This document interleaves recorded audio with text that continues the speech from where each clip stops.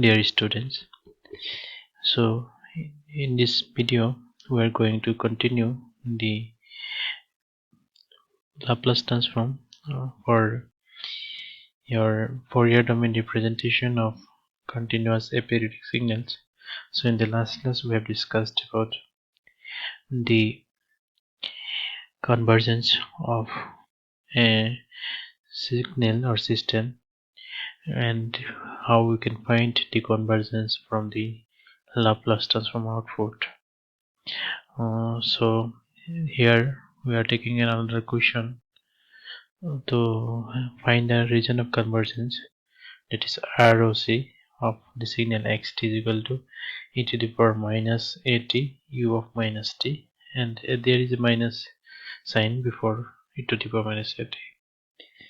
Okay, so we know that the basic formula for Laplace transform is equal to xs is equal to minus infinity to infinity xt e to the power minus st dt. So this integration limits we need to modify according to the given signal.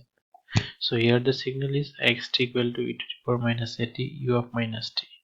So here this step signal is defined for negative time durations minus t. That means the signal exists in between minus infinity to 0, and it is not defined for t greater than 0, and it is defined only for t less than 0. So this integration limit will be from minus infinity to 0. So we can write xs is equal to minus infinity to 0, and in place of xt we can put minus e to the power minus at, and this kernel e to the power minus st is kept as it is, and dt. Okay, in the next line this minus sign we can take out, and the integration limit is kept same, and if we take common here in the power, if we take t common, then we can write minus t into s plus a and dt. So this e to the power minus st integration becomes e to the power minus st by s, the constant. So here s plus a is the constant, so we can write it in the denominator. So minus s plus a is in the denominator, and numerator the same e to the power signal will be here, function will be here. So and this minus sign will be in the outside of the limit, and the limit is 0 to minus infinity or minus infinity to 0. So if we put the value of this 0 and minus infinity here in place of t, then we get that xs is equal to 1 by s plus a. Here s plus a is less than 0. Okay, so because this signal is actually defined for negative time duration, so it will be defined for the range of time duration in the negative values. Similarly, if we go for this complex frequency domain also, this will be defined for the negative frequencies. So s plus a should be less than 0. So this is the region of convergence. So s plus a we can write as is equal to sigma plus j omega plus a less than 0. So 0, if we expand it like 0 plus j into 0, then I can write this real part of this portion is sigma plus a, and imaginary part is j omega. So real part is less than 0 here, and imaginary part omega is less than 0. So if we compare the real part, then sigma plus a is less than 0, that is sigma is less than minus a. So when we're making the plot of region of convergence, so this x-axis represents sigma and y-axis represents j omega. So sigma less than minus a, so minus a will be in left hand side of 0. So suppose this point is minus a, so if we draw a vertical line, then less than minus a, the strips less than minus a is the region of convergence for the given signal. So this plot will represent the ROC for the given signal.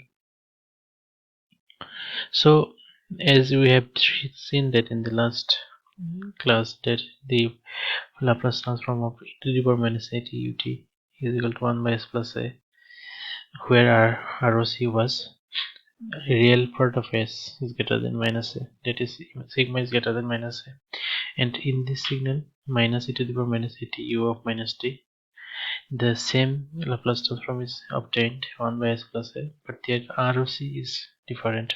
It is with sigma less than minus a. So this was a causal signal and this is a anti-causal signal. So defined for t less than 0, this is defined for t greater than 0. So their ROC also differs, as we can see that ROC of causal signal is greater than minus a and ROC of integral signal is less than minus a. So we can say that causality in frequency domain is the reason that exists in the right hand side of the pole. That means the ROC will be in the right hand side of the pole. So if there is a pole at this point a minus a, in this is for anti-causal signal and it is in the left hand side. So this second point, anti-causality in frequency domain, is the reason that exists in the left hand side of the pole. So we can see that if less than minus a, this is the left hand side of the pole. If less greater than minus a, so where ROC will be in this side and it will be in the right hand side of the pole. Okay,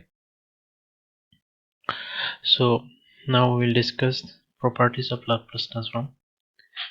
So like in other transforms, the Fourier transform also we have discussed, Laplace transform also follows the following properties. So first one is your linearity property.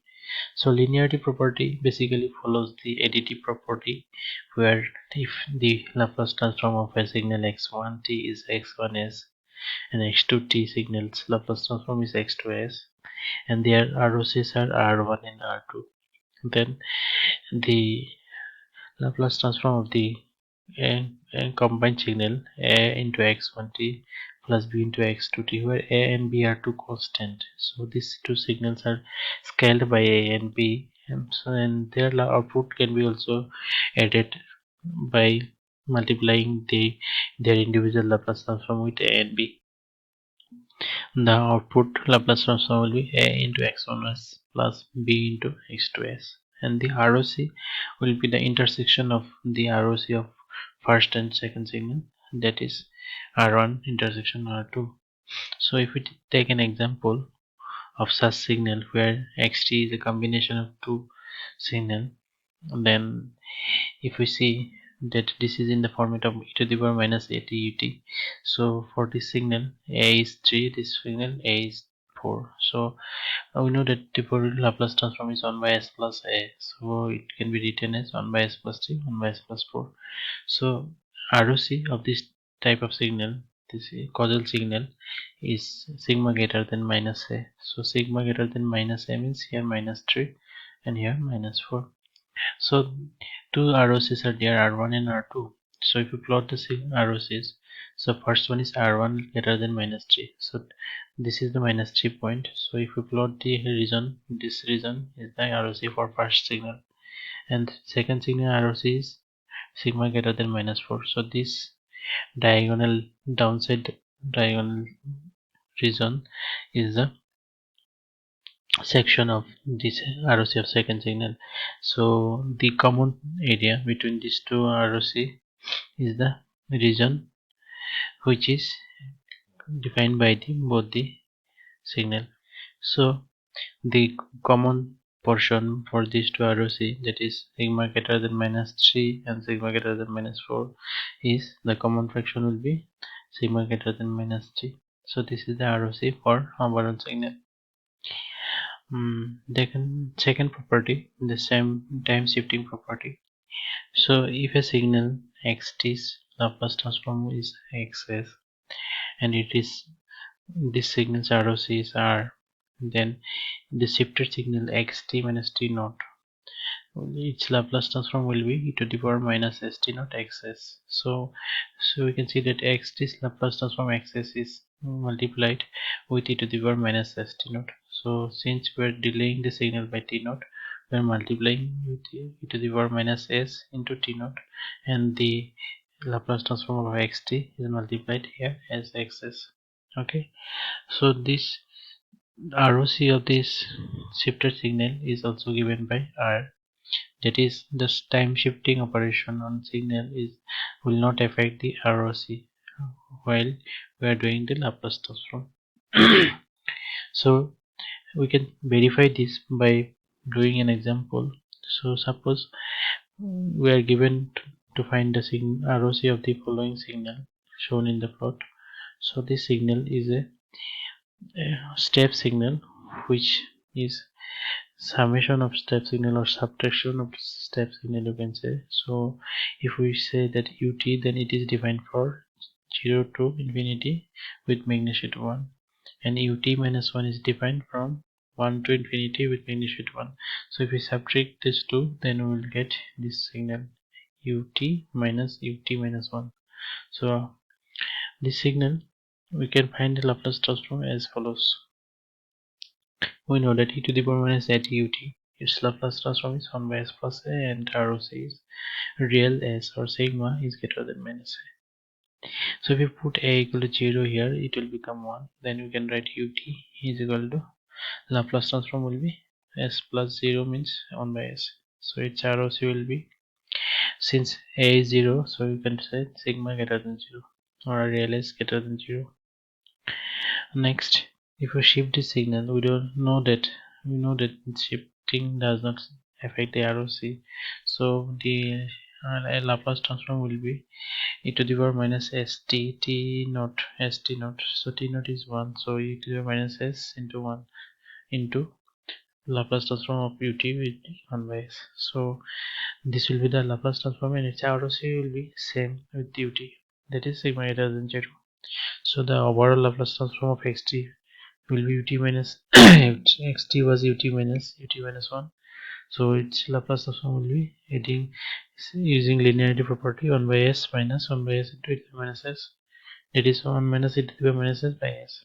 So ROC will be the region of convergence of these two signals intersection. So this one is greater than 0, sigma greater than 0, and here also sigma greater than 0. So the common ROC will be sigma greater than 0. So this can be also seen from this example.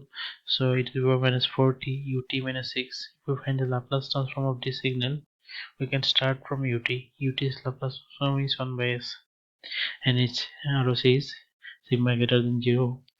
And then if we do the scaling operation, if we find e to the power minus 40 ut, then we know that this formula it 1 by s plus a, we can directly put a is equal to 4 here, and the ROC will be sigma greater than minus a, that is sigma greater than minus 4.